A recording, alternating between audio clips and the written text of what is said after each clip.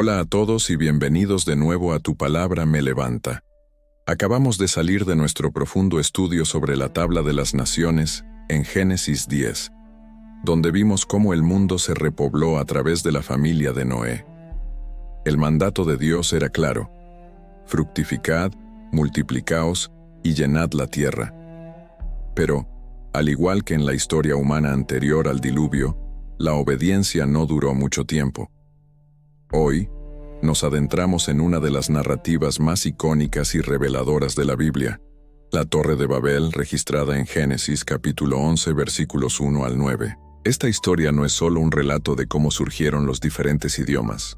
Es una radiografía del corazón humano, un retrato de la soberbia colectiva y un testimonio de la soberanía de Dios sobre los planes y ambiciones del hombre. La Torre de Babel representa el primer gran proyecto humano unido después del diluvio. Es la historia de cómo la humanidad, en su unidad, eligió la arrogancia y la autoglorificación en lugar de la obediencia a Dios. ¿Qué impulsó a estas personas a construir una torre que llegara al cielo? ¿Cómo intervino Dios de una manera tan ingeniosa para detener su orgullo? Y lo más importante, ¿qué lección de humildad debemos aplicar a nuestras vidas hoy, cuando nuestra sociedad sigue construyendo sus propias torres de Babel, tecnológicas y de ambición? Toma tu Biblia, abre tu corazón y descubramos la eterna verdad detrás de la Torre de Babel. Comencemos. La historia comienza con una ventaja increíble para la humanidad, una unidad perfecta. Leamos Génesis capítulo 11, versículos 1 al 4. Tenía entonces toda la tierra una sola lengua y unas mismas palabras. Y aconteció que cuando salieron de oriente, hallaron una llanura en la tierra de Sinar, y se establecieron allí. Y se dijeron unos a otros: vamos, hagamos ladrillo y cozámoslo con fuego. Y les sirvió el ladrillo en lugar de piedra, y el asfalto en lugar de mezcla. Y dijeron: vamos, edifiquémonos una ciudad y una torre, cuya cúspide llegue al cielo, y hagámonos un nombre, por si fuéremos esparcidos sobre la faz de toda la tierra. Esta unidad lingüística era un don asombroso. Una sola lengua significaba cooperación, eficiencia y un potencial ilimitado. Podrían haber usado esta unidad para avanzar en el conocimiento, la cultura y, sobre todo, la adoración a Dios. Sin embargo, como bien sabemos, el corazón humano, incluso después del diluvio, es malo desde su juventud. Génesis 8:21. Ellos se establecieron allí en la llanura de Sinar, desobedeciendo directamente el mandato de Dios de llenar la tierra. Pero el versículo 4 revela la doble motivación de su rebelión, y ambas son puro orgullo y miedo. 1. Cúspide llegue al cielo. Esto no era un plan arquitectónico, era una declaración teológica. Querían construir algo que los hiciera independientes de Dios, que les diera seguridad contra otro posible diluvio, o que les permitiera ascender a la esfera divina. Era un intento de desafiar la autoridad de Dios y su trascendencia. 2. Hagámonos un nombre. Su objetivo principal no era la adoración, sino la glorificación propia. Querían ser el centro del universo, famosos y autosuficientes. 3. Por si fuéramos esparcidos. Temían el castigo por su desobediencia, o peor aún, temían la obediencia misma. Querían estar juntos, en control, desafiando el plan divino de diversificación. La Torre de Babel es, por tanto, el primer gran acto de soberbia colectiva en la historia postdiluviana, un intento de la humanidad de destronar a Dios y entronizarse a sí misma. Mientras la humanidad trabajaba con su ambición, Dios toma nota.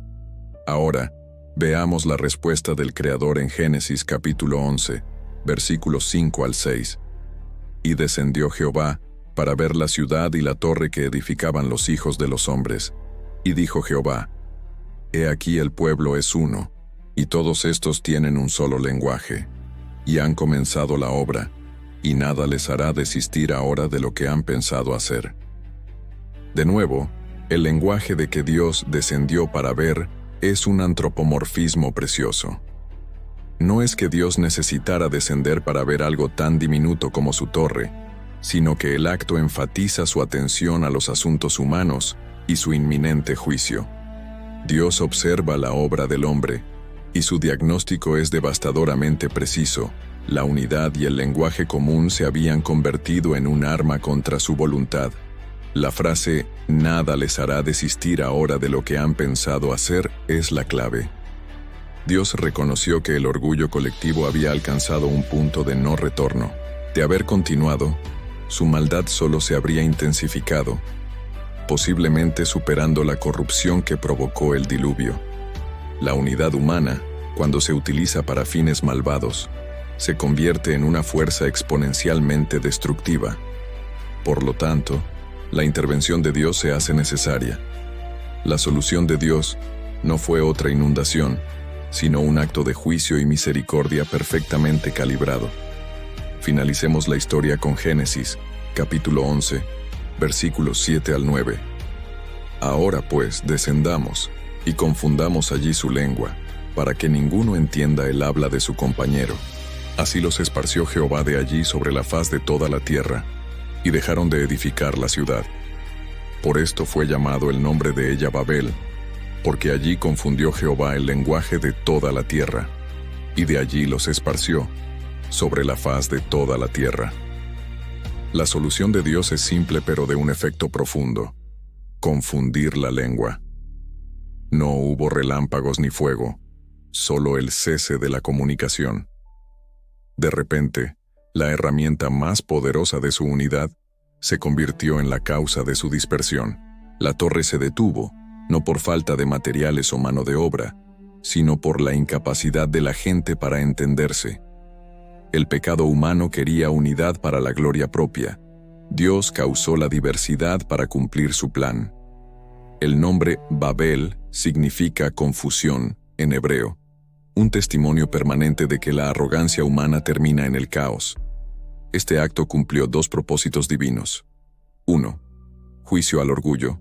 Humilló la soberbia humana y detuvo un camino de maldad colectiva. 2. Misericordia y obediencia forzada. Los forzó a obedecer el mandato original de Dios de llenar la tierra. La dispersión, aunque resultado del juicio, llevó al cumplimiento del plan divino de poblar el mundo con diversas naciones. La diversidad, nacida de este juicio, se convierte en un medio para evitar una corrupción total. La historia de Babel nos enseña que la soberanía de Dios siempre triunfa sobre la ambición humana. La Torre de Babel no es solo una historia antigua, es una lección atemporal sobre el corazón humano y la naturaleza de Dios.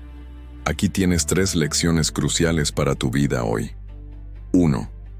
El peligro de la soberbia colectiva, nuestras Babeles modernas.